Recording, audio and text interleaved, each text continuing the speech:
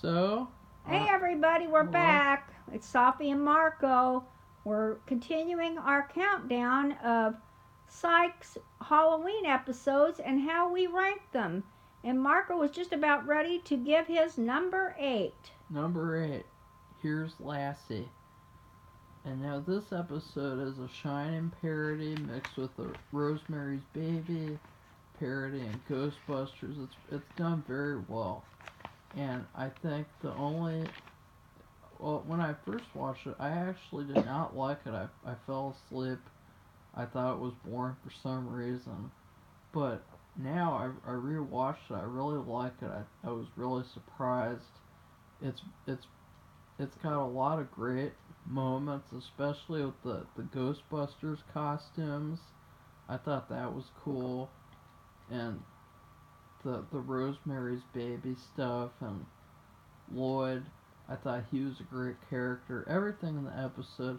It's just the villain's a little and there's a little part that kind of drags, but I really think and the thing with the sword I think could have been done better a little bit, but I still really liked the episode compared to what I thought of it before. So that's my number 8. What's your number 8, Safi? Or are you at 7? My number 8 was Lassie Jerky, and we already okay. talked about that. Yeah. That jerky is referring to like beef jerky, like a food, not that he's a jerk. Okay, well, now we're on number 7. My number 7 is called Ghost. It's season 3, episode 1. Gus's boss and his wife may be living in a haunted house. He hires Gus and Sean to solve the mystery. Nothing is what it seems, which is the story of a bad boss and a psychic detective who tries to manipulate the situation to help out his friend Gus. So basically, this is one of my mid-range episodes, and I guess the reason why I ranked it up instead of down was You liked it.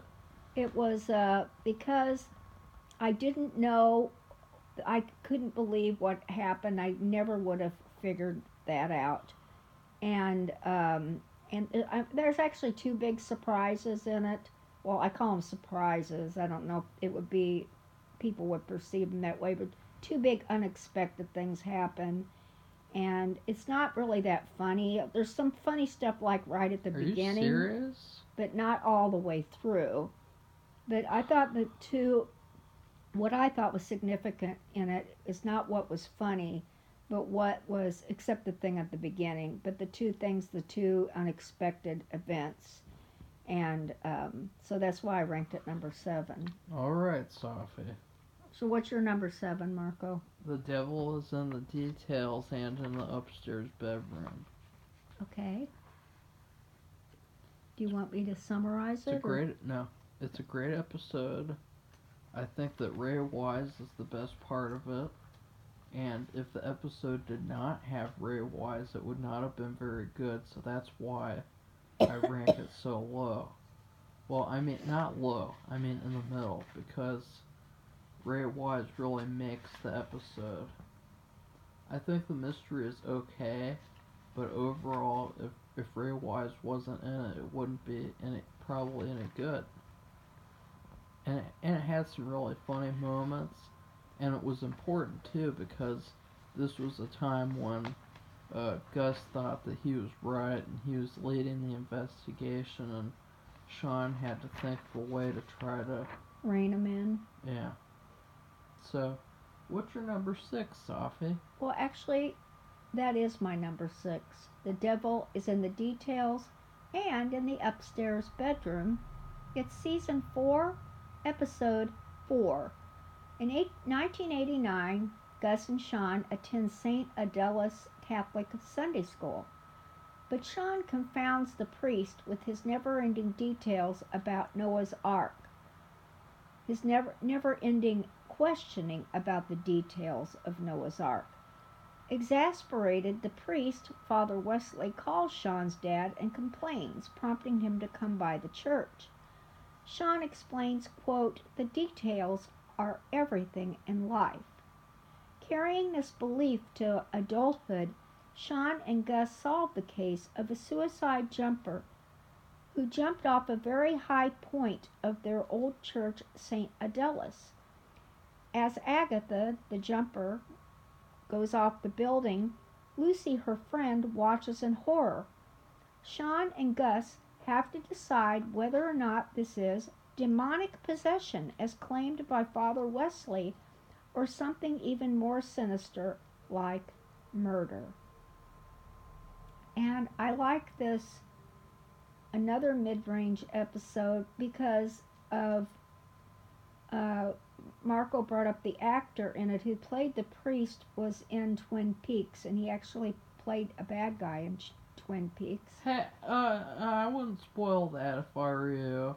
But anyway, I liked it because I thought it was a really good mystery, but the best thing about it was they were trying to kind of they're really big. It's Psych by parodying. I don't know if that's the way to say it properly, or doing a takeoff of something else. And this was a takeoff on, oh God, The Exorcist. The Exorcist. I was thinking of The Exodus. The And Exorcist. And it was very balanced too. It wasn't like in Tuesday the 17th where it's like really like trying to show you it's parodying.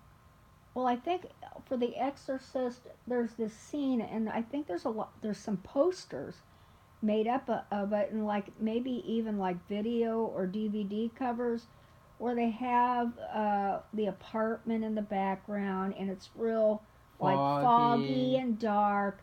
And the priest, they show the back of the priest. He has a case with him, like a briefcase, and he's wearing a hat, and it's very, spooky and weird, and they did that in this show, and it was really good.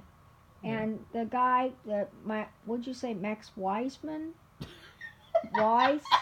The guy from Twin Peaks. Ray Wiseman. Say this with me, okay? Please don't embarrass yourself. Ray Wise. Ray Wise. Let's say that again. Ray Wise. Wise. Ray is really wise. Okay. He is. It's him, and it's just. Yeah. But it's just really. It's He's really the star. a beautiful picture. This one. It's just like a still, of him standing there, and I think they're playing some music. Yeah, they even played the music from the movie. And I thought that was. I don't know. I really liked it a lot. That was cool. I thought that was cool too. So my number. What are we on? 5. Okay, my number 5. No, it's still my number 6. Oh, yeah. My number Sorry. 6 is Ghosts. Oh. So I had it higher than you because I think it's extremely funny.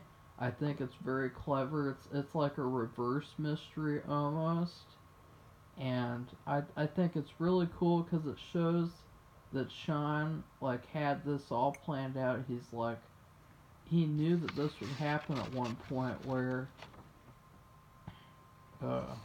Gus would get in trouble, and so I really like that he had this planned. The thing that really drags down the episode is the side drama, like with his mother and everything. Did you like that stuff?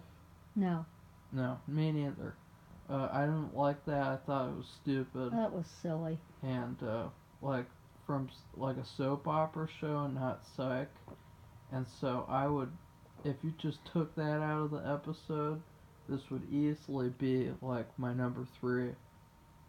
So what's your number 5, Safi? Well, my number 5 is something you've already mentioned. It's Here's Lassie, episode 11, season 6. I thought this was an extremely creative episode.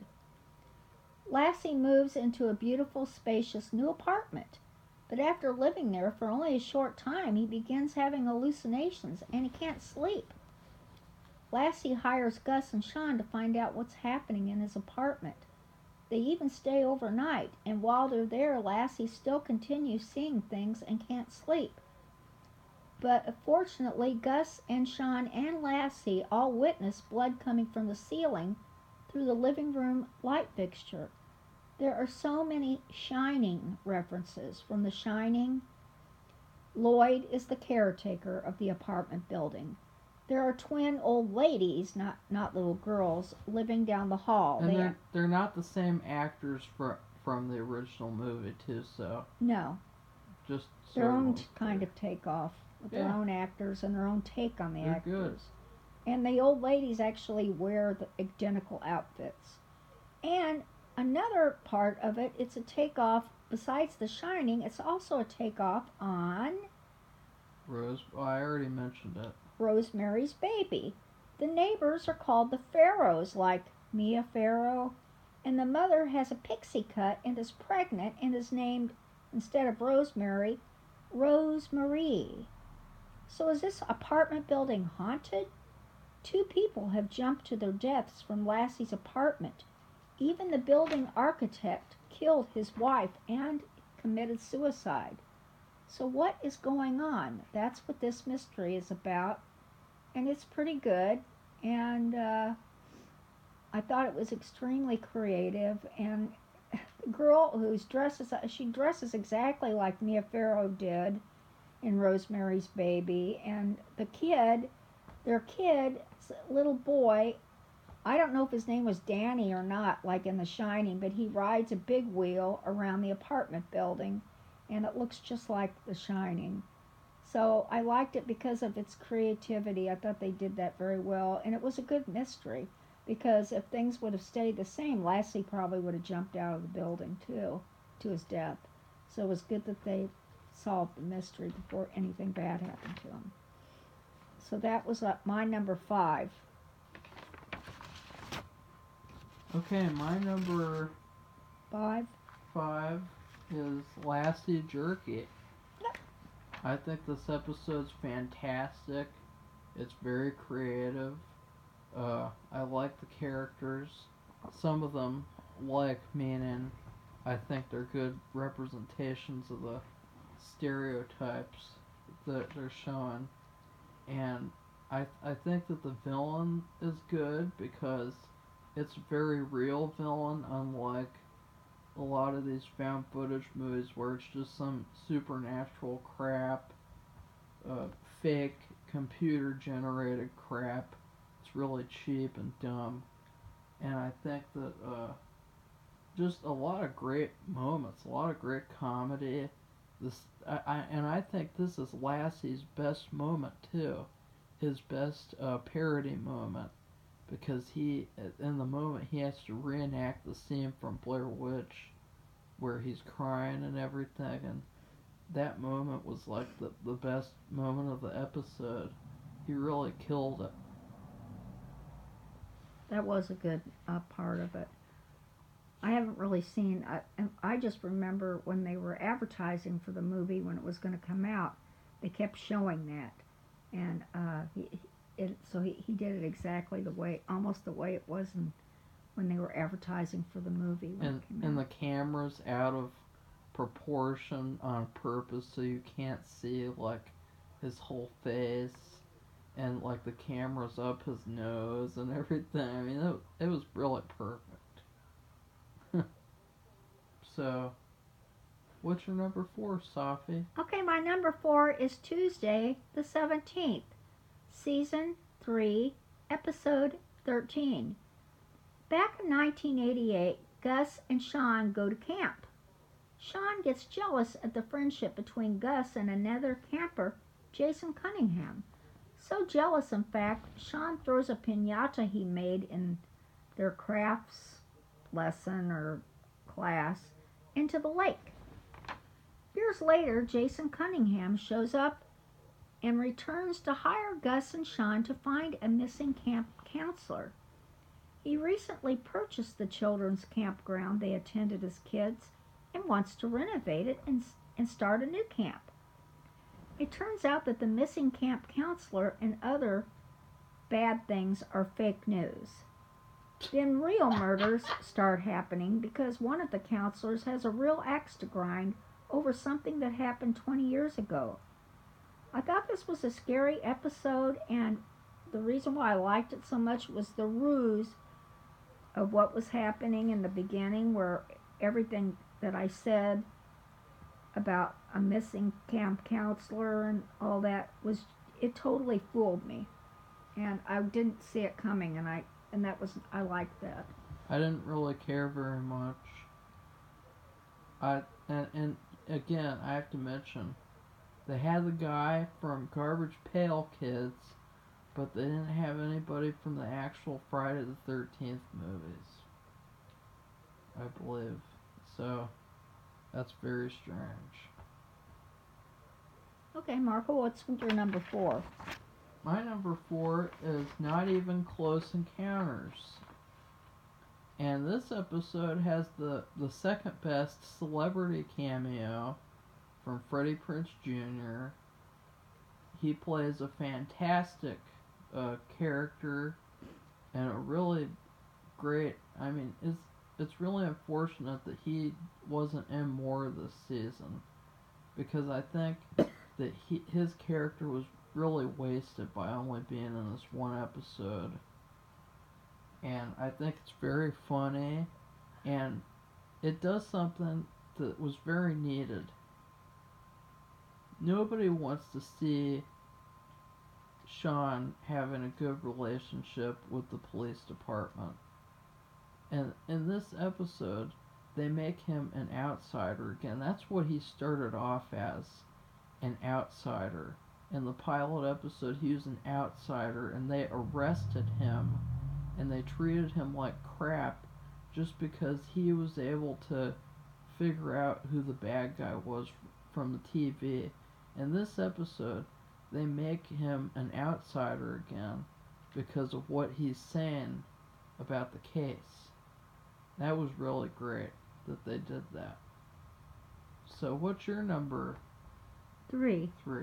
Sophie? Well, believe it or not, my number 3 is Not Even Close Encounters, which is just what Marco was talking about. Season 5, Episode 3. Throughout this episode are hints of the famous movie Close Encounters of the Third Kind. I haven't seen that movie, by the way. So. Well, I've seen it a few times. So, Freddie Prinze Jr., who Marco talked about, a friend of Sean and Gus's when they were kids, joins them in solving a case where aliens are not the culprit, but a greedy CEO who will kill to get his way. I rank this higher middle because of Freddie Prinze Jr. He did a great job. In fact, I wish he would have been a regular cast member. I thought he fit in perfectly with them.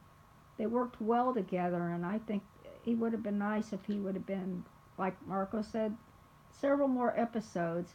It kind of reminds me of that show that was on CBS, Scorpion. They had this actor who, I think he was in American Pie? Well, I haven't seen American Pie. I think he was in just the meth episode. Yeah. But anyway, he was a great character, and they got along with them great. They had really good rapport, and he was in several episodes. So, I mean, when the characters really balance each other out and have good rapport, they should have the person on more, because it's nice. I don't know. It's like some kids well, that you know down the street, logic. or you've always known them. What? Here's the logic. They're just. I forgot. They just discover him, grown up. Yeah. Right? They haven't seen him in a long time. So in fact, maybe not since they were kids. Wouldn't you think that they would want to continue seeing them? Well, I don't think that they were maintain a relationship. I don't think they were in the same place, like the same town or something. No, they were, I believe. I don't know. But still, I mean, wouldn't they make an effort to keep in contact with them now? Like, bring them up at least. Like, hey, we went to the movies with Freddie Prinze Jr. last week. Well, you would think so, but just people go their separate ways.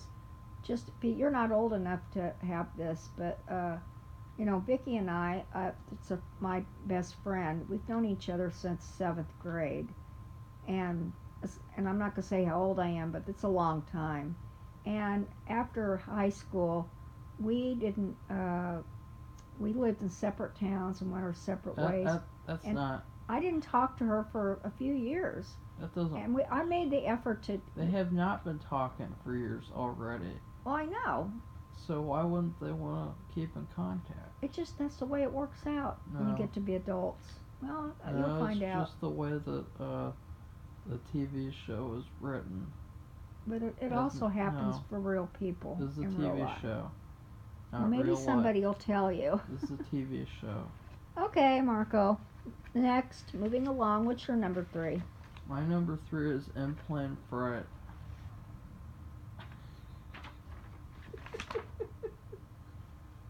I like the mystery, even though I don't like one of the killers. I don't like that stupid wait guy, because I think that was lazy.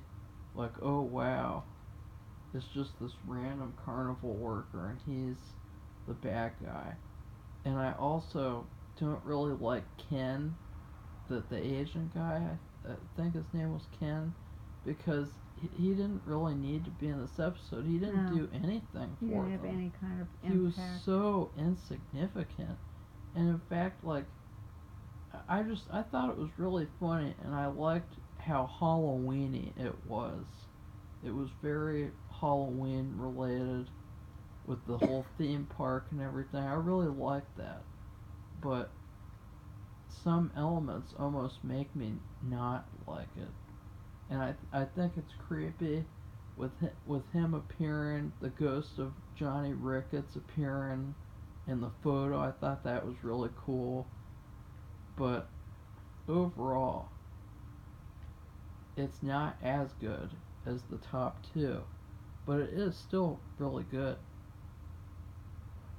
Alright. Well, we're on number 2 now, and my number 2 is Scary Sherry, Bianca's Toast.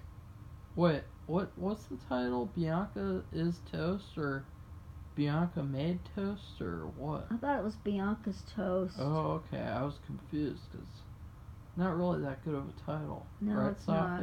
That's why I asked what that was supposed to mean. It means like she gets herself in a predicament, so in other words, she's toast. You didn't need 2 titles, though. No, but that's what's up there. I didn't give it the title. So this is a story of a mental patient who 20 years ago killed herself by jumping from the top floor window of the Wispy Sunny Pines mental institution that meets up with a modern-day suicide of a sorority pledge at the same place. Everything I just said is false, because it did not happen that way in either case. In the end, Juliet, who has been posing as a sorority girl, fights for her life with the murderer. I ranked this higher, it's my number 2, more for the action than the comedy. What did you think about the killer? Well, she was just mental. She just really had, she almost had an obsession. And so she was just messed up. And she couldn't, she wasn't thinking straight. And here she is going after Juliet, which is really the highlight, I thought, of the show. I thought that was really good. And, it was probably one of the most serious parts of any of the episodes in the whole Psych series, I thought. When they're running from people and the way they're screaming, and it's almost like kind of comedic. Even though they're running for their lives, or getting shot at, or somebody's trying to stab them or hit them or whatever. This wasn't funny. It was a little bit creepy and scary, and you were thinking Juliet's in real danger, and the killer for me took away from the seriousness by just preaching to the audience the whole third act of the episode. And I thought it was very obvious that she was the killer, because she was just kind of to herself, and she was really defensive and like just not pleasant at all. Well, whatever. But I really liked it because I thought it was really good action. Yeah. And it kind of reminded me of some, on these procedurals on TV where they'll get themselves in a really hairy situation, and I wasn't that. In fact, I thought it was really good. that's a good point to bring up. The fact that Juliet did not really have an episode. Like Lassiter, he had here's Lassie, and this episode sucks. Juliet never really got to do that much in these Halloween episodes. No, and not so really. I think that's. But in this one she did. In fact, she had a big part. That's something you could say. Remember how I was saying, oh, I haven't said it, but the fact that they shouldn't have ended the series so soon. That's an example of that. They should not have ended the series soon, because they could have given Juliet an episode all about her, or starring her, something to do with her. Something to do with her dad. Because remember, who's her dad, Sophie? Who's her dad? Captain Kirk. William Shatner. Yeah. Okay. What horror movie comes to mind when you think about William Shatner? I don't think of any horror movie. I might think of Twilight Zone. Halloween. The mask is made from his face. Oh. And his mask. They should have made an episode, Halloween parody, with him and Juliet starring. Unbelievable. I just thought of that. I can't believe they didn't do that. Okay, we better move on. What's your number 2? Okay. My number 2 is Shaun and Gus of the Dead. Huh. I was surprised I liked this episode. It's really funny, and I like the mystery. I kind of like the killer. And it's back when the characters were more funny and less procedural, and so they were kind of cracking jokes the whole time, instead of worrying about like character drama, like in season 7 when Shaun was just completely, I don't know, something's off about his character. But this is back when he was more funny and off the wall and a rebel. And they're trapped in this museum, and I thought that was a cool idea too. So what's your number 1, Sophie? Well, my number 1 is Shaun and Gus of the Dead. Shit. Season 2, episode 16. 2 murders in an archaeological museum and a missing mummy. Did the mummy kill them and leave the museum, or is something else going on? I thought it was very funny. Plus, even better, I did not know what really happened until the very end. So like Marco said, I agreed with everything he said. It was a good story. It was very funny. And that's why I ranked it 1 and he ranked it 2. Last but not least is Marco's number 1, which is... This episode sucks. Oh. And of course, it's vampire related. And I really like Corey. I think Corey Feldman had the best celebrity cameo. He did. Out of all of them in the Halloween episodes. And I think it had great vampire themed stuff in it. It was a very Halloween-y episode. I liked the killer, how he had blood coming out of his nose and everything. I surprisingly liked the drama too, and the the new romance, because I think that, vampires and romance mixed together kind of a lot of the time. Or a good combination. Yeah. Yeah. I think the one thing missing from the episode is any vampire hunter, like a Peter Cushing Oh. or a Roddy McDowell, but I don't care. Well, it's an extremely enjoyable episode. They did, Gus and Sean did, mainly Gus. He had a cross, a steak, and he smelled like garlic. And I can't remember. He had I think he had a bottle of holy water. I loved how they dressed up too. Yeah, I love dressed that. up. I believe Sean dressed up like Tom Cruise in Interview with the Vampire. Yeah. And Gus dressed up like Blackula. I thought that was fantastic. Well, it was funny though. He did not look like Blackula. He looked like did. Chocula. Well, No, that's what they all kept saying. It was like kind of Blackula. funny. And if you know what Count Chocula is, it's cereal. They didn't say it because he looked. They said it because they don't know who Blackula is. They probably don't. A lot of people don't. And they even say that. Marco and I do. They say nobody remembers Blackula besides us and Quentin Tarantino. Yeah. And that's true. Quentin Tarantino, he's a big Hammer horror, 70s horror movie fan, and so he definitely remembers Blackula. And just overall, I mean, it served so well as a Halloween episode, not just an episode with Halloween elements like Let's Get Harry.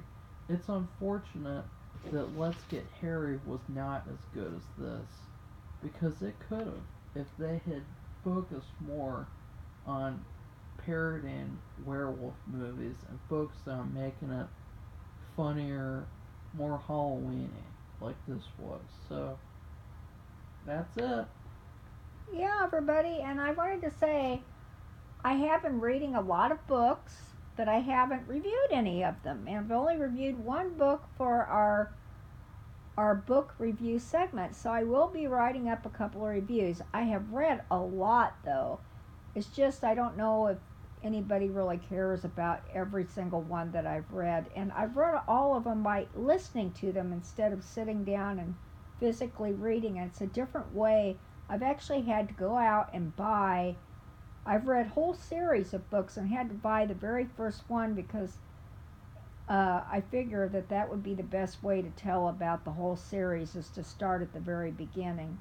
So instead of going on book 8 of a series nobody even knows what it is. So anyway, look forward to that. We also have a few more scary movies to do, and we will be doing the Hallmark movie week and Christmas for the Christmas month, and we'll be doing a Stephen King week.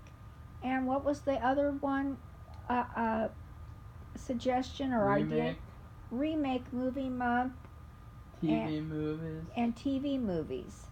So those are the upcoming episodes of this podcast. So thanks everybody. We'll see you soon. Bye. Bye.